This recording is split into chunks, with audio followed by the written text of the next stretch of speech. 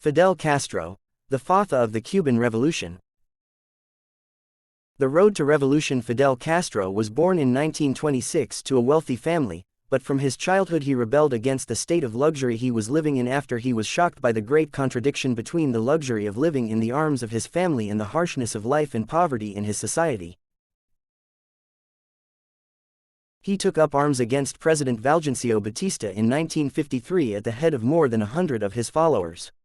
However, his attempt was thwarted, and he and his brother, Raúl, were imprisoned.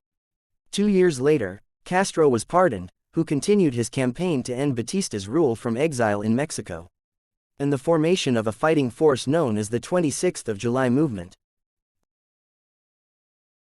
Castro's revolutionary principles have attracted wide support in Cuba. In 1959, his forces managed to overthrow Batista, whose regime had come to symbolize corruption, rot and inequality. Castro took power and quickly converted his country to the communist regime, becoming Cuba the first country to embrace communism in the Western world.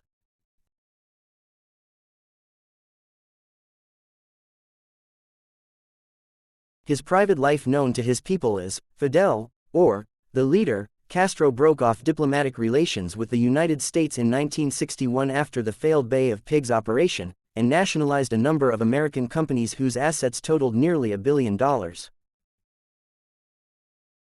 However, Cuba suffered from the infiltration of large numbers of individuals and capital abroad, mainly to Florida, where there lived a relatively large community of opponents of his regime. Castro has generally kept his personal life a private matter, but some information about him has become available in recent years, including that in 1948 he married Mirta Diaz-Balart, who bore him his first son, Fidelito. The two later separated by divorce. In 1952 Castro met Banati Rivolta, the ex-wife of a doctor, and resided with him, and they had a daughter, Alina, in 1956. In 1957, he met Celia Sanchez, who was said to be the main companion of his life, and she remained with him until her death in 1980. In the 1980s, Castro married Dalia Soto del Val, who bore him 5 children. News agencies report that Fidel Castro survived more than 600 assassination attempts, defied 10 American presidents, and coped with more than half a century of history. The most famous and beautiful sayings of Fidel Castro. 1. I don't care about convictions or criticism. History will forgive me and all of this will be forgiven for me. Castro said these words on October 16, 1953, during his trial for the attacks that sparked the Cuban Revolution. 2. I am not interested in power, and I do not seek it at any time, but all I will do is to ensure that the sacrifices made by many citizens will not be in vain, no matter what it costs me and whatever time has in store for me. This saying goes back to January 1 from 1959 after the victory of the revolution. 3. Workers and farmers. That is the socialist and democratic revolution made by the humble, with the humble and for the humble. This phrase was mentioned by the Cuban leader on the 16th of April of the year 1961 after the declaration of the socialist government in the country. 4. I think there is an imminent assault in the next 24 to 72 hours. Castro made this statement on October 26, 1962, commenting on a possible U.S. attack, in a note to Soviet Prime Minister Nikita Khrushchev against the backdrop of the tension over the Cuban Missile Crisis. 5. Millions of Cubans are shedding tears today for the victims of a heinous crime. And when a strong and active people cry, injustice collapses. The revolutionary leader uttered this phrase on October 15, 1976 in his speech to more than 1 million people in the Cuban capital, Havana, a week after the terrorist attack on a Cuban airliner. It killed 73 people. 6. We are hurt today if Cuba goes hungry, if there is no doctor, or if a child in Cuba suffers or does not even get an education, or if the family cannot find suitable housing. We get hurt even if they are not our brothers or our sons or our fathers.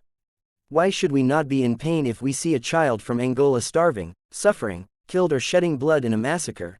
Said on March 30, 1977, during a speech by the Cuban leader to civilian and military citizens in the Angolan capital, Luanda. 7. Cuba is not against finding a solution to its historical disputes with the United States of America, but we should not expect Cuba to change its position or deviate from its principles. Cuba is a socialist country and will remain so. Cuba is a friend of the Soviet Union and the socialist countries and will remain so. 8. We will take all necessary steps to keep our factories working, preserve the jobs of our workers, ensure resilience in such difficult circumstances, and find ways to save our country, revolution and socialism. 9. We will win the battle of life, not only for your lives, but also for the lives of all the children of the world. Castro said this sentence on December 23, 1999, calling on schoolchildren to participate in efforts to bring back Cuban child Elian Gonzalez to his homeland. 10. I promise to be with you, if you really want it, and as long as I feel that I can give, and if fate gives me, of course, and I will not be one moment late from the call of duty. Now I realize that fate will not give me a chance to rest at the end of my life. 11. I have no doubt that our people and our revolution will fight to the last drop of blood to defend these ideas and the necessary measures to protect this historic process. 12. People do not control their destiny, but fate produces those who are fit for the hour. 13. Revolution is not a road strewn with roses, but a struggle between the future and the past. 14. The revolution is not furnished with roses. The revolution is a fight to the death between the future and the past. 15. Reached a conclusion, perhaps a little late, which is that speeches should be short. 16. The revolution is the dictatorship of the exploited against the exploited. Justice Fidel Castro died in Havana, Cuba, at 10:29 p.m., on Friday, November 25, 2016, Havana time, corresponding to Saturday, November 26, 2016 AD, according to Old World Time, at the age of more than 90 years. The death announcement came from his brother.